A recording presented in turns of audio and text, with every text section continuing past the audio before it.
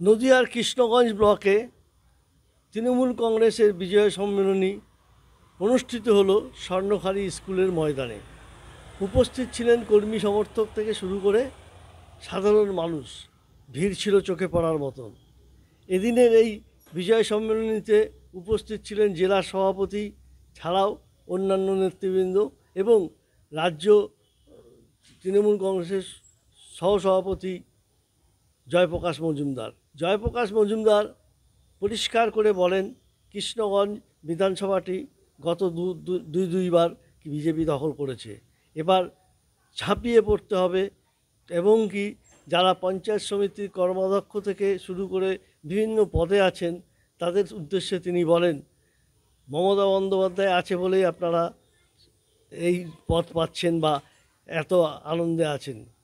কিন্তু সকলকে মনে রাখতে হবে ২৬-এর নির্বাচন কঠিন, তাই ঝাঁপিয়ে পড়তে হবে একযোগে এবং পাখির চোখ করে প্রত্যেকটা কর্মী সমর্থক যারা তৃণমূলের সৈনিক তাদেরকে উদ্দেশ্যে বলেন বিভিন্ন ভোটারদের সঙ্গে যোগাযোগ রাখা, বুথে বুথে গিয়ে তাদের সঙ্গে কথা বলা এবং সমস্ত কিছু যে নিবিড় সম্পর্ক গড়ে তোলা, তবেই ২৬-এর নির্বাচনে পাখির চোখ করে এগিয়ে যাওয়া যাবে এবং ফলাফল নিশ্চয়ই তাদের পক্ষেই আসবে বলে তার মত।